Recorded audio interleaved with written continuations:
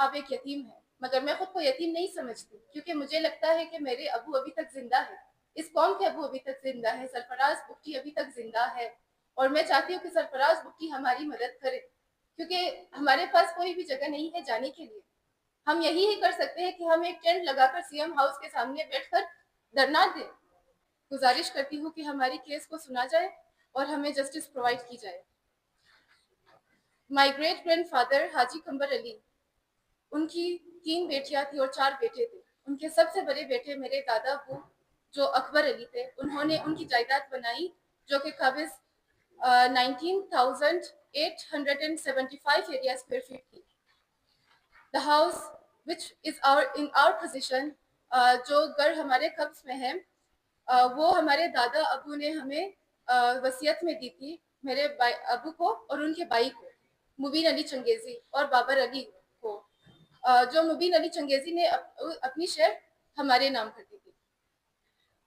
میرے great grand father کی موت کے بعد 1998 میں ان کے بیٹے آئے جرمنی سے، اصغر علی، تو ان کی کچھ پرسنل گرجز سے میرے ابو کے ساتھ انہوں نے ایک پراپرٹی ڈسپیوٹ کے اوپر کیس شروع کر دیا کہ اینسیسٹرل جو پراپرٹی ہے اس کی ڈیویژن کی جائے۔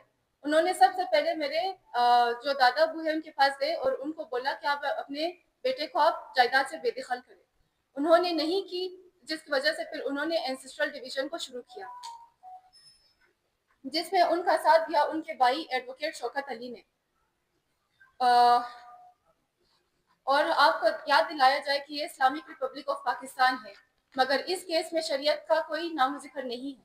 انہوں نے صرف سول ناظر رپورٹ کے تحت اس کیس کو اس پراپرٹی کو ڈیوائڈ کرنے کی کوشش کی ہے۔ سب سے پہلے تو میرے ابو اور ان کے ابو بابر علی اور اکبر علی یہ کیس ہینڈل کر رہے تھے، مگر چونکہ میرے ابو کار ایکسیڈنٹ میں ان کی وفات ہو گئی 2008 میں، تو میرے دادا ابو ساری چیزیں دیکھ رہے تھے۔ پھر ان کی وفات ہو گئی 2013 میں، مگر انہوں نے کیا کیا کہ 2013 میں ہمیں آرڈر آئی کہ آپ ان کو گھر سے نکالیں۔ انہوں نے تب ہمیں گھر سے نہیں نکالا کیونکہ ان کو پتا تھا گھر کی حالت خراب ہے۔ یہ لوگ رکے 2021 تک، جب تک میری امی نے پورے گھر کی رینوویشن نہیں کرائی، پورے گھر کو ٹھیک نہیں کرایا۔ پھر 2021 میں انہوں نے ایک دم سے ہمیں نوٹس جاری کر دیا، ہمیں بولا کہ آپ لوگ گھر سے نکل جائیں۔ تب میری امی کو پتا چلا کہ کیس ابھی تک چل رہی ہے، حالانکہ ہمیں نہیں پتا تھی۔ اور اس دوران میری امی نے کیس کو اسٹڈی کیا اور میری امی نے 2 بار درخواست جمع کی سول ناظر کو کہ ان کی سول ناظر رپورٹ کی پھر سے ریویو کی جائے، کیونکہ ان کی تقسیم ٹھیک طریقے سے نہیں کی گئی ہے۔ پھر سے آپ کو یاد دلایا جائے کہ یہ سول ناظر کی دونوں رپورٹس ہیں، ان دونوں میں کوئی بھی فرق نہیں ہے، دونوں سیم ٹو سیم رپورٹس انہوں نے واپس وہی ایسے ہی رکھی ہے، انہوں نے ریویو کی ہی نہیں ہے۔ اور انہوں نے صرف کیا کیا ہے کہ ایک اللیگل سگنیچر، ان کا یہ اللیگل سگنیچر ہے، اس کو بس اسی طرح انہوں نے لگایا ہے۔ میری امی گئی سول ناظر کے پاس، میری امی گئی فرد سرکار فرد پٹوار کے پاس۔ انہوں نے کیا بولا کہ سول ناظر نے ہمیں بولا ہے کہ آپ ان کے سامنے میجرمنٹ تو کریں، مگر آپ اس میں سول ناظر رپورٹ میں آپ لوگوں نے مینشن نہیں کرنا۔ مطلب آپ سوچیں کتنی حد تک یہ لوگ ٹیمپر کر رہے ہیں لیگل ڈاکومنٹس کے ساتھ۔ اگین شوکت علی کو لیگل ڈاکومنٹس میں ان کو دکھایا گیا ہے کہ شوکت علی کی قبض جو جائیداد ہے وہ 1654 ہے پر ایریا اسکوائر فٹ، حالانکہ وہ اصل میں کتنی تھی 2276 ایریا پر اسکوائر فٹ۔ انہوں نے وہاں پر بھی غلط کیلکولیٹ کی ہے۔ انہوں نے ایک گھر لکھی ہے کہ جو ہمارے دادا ابو تھے حاجی قمر علی، انہوں نے اپنے ہمشیرہ منہ بولی بہن حسنیہ بی بی کو ایسے ہی دے دی ہے۔ اکارڈنگ ٹو تحصیل میپ وہ اسٹل ہمارے دادا ابو کے نام ہی ہے، وہ کہیں بھی نہیں گئی ہے، وہ ابھی تک ان کی انہیریٹنس میں ہی ہے، جو کہ ہمیں لگتا ہے کہ اس کو بھی پراپرٹی ڈویژن میں لانا چاہیے۔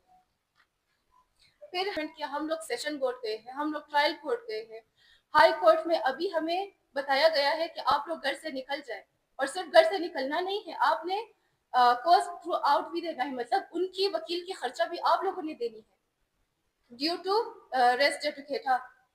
اب ہمیں پتہ نہیں کہ ہم لوگ اس وقت پر ہم لوگ کہاں جائیں، اور ہم صرف عورتیں ہیں۔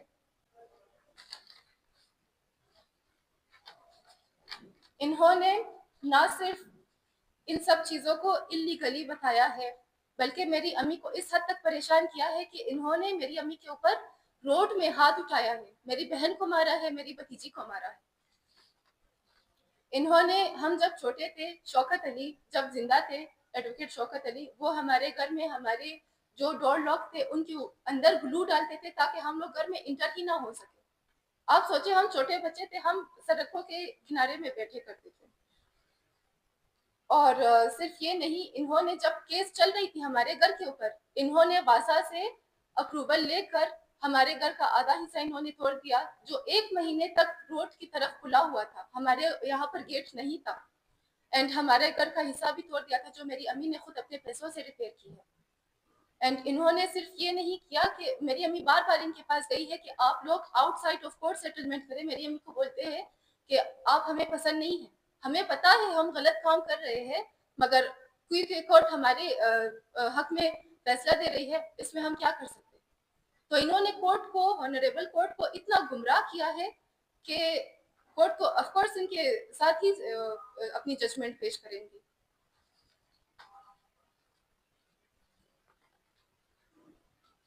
تو آپ سوچیں کہ انہوں نے کتنی ظلم کی ہے اپنے بہوؤں کے اوپر، اور یہ چاہتے ہیں کہ میری امی کو اتنا وہ لوگ تکلیف دے، کیا تو میری امی خود کو مار ڈالے، یا تو ہمیں مار ڈالے، یا پھر کہیں بھاگ جائے، ہم لوگ کہاں جائیں۔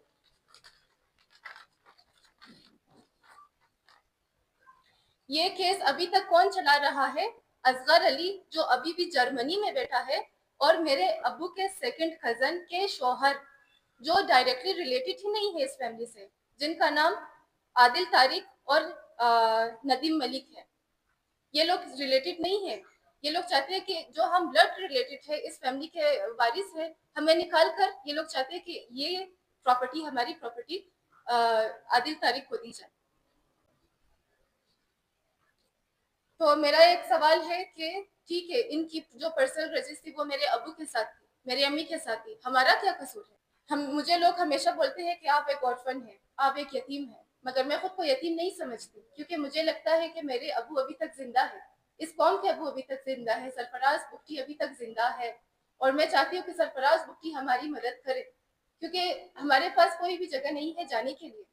ہم یہی ہی کر سکتے ہیں کہ ہم ایک ٹینٹ لگا کر سی ایم ہاؤس کے سامنے بیٹھ کر دھرنا دیں، اور ہم چاہتے ہیں کہ پلیز ہماری بات سنی جائے، سرفراز بگٹی تک پہنچائی جائے، کیونکہ ہمارے پاس صرف 1 دن بچا ہے، 3 جولائی کو ہماری پیشی ہے کورٹ میں، اور 3 جولائی کو یہ چاہتے ہیں کہ ان کی وکیل نے ریکویسٹ کی ہے کہ ان کو ارجنٹلی گھر سے نکالا جائے، ان کو ڈیٹ دیا جائے۔ ہم لوگ 3 جولائی کو، مطلب یہ لوگ ہمیں ڈیٹ دیں گے، ہم لوگ کہاں جائیں گے؟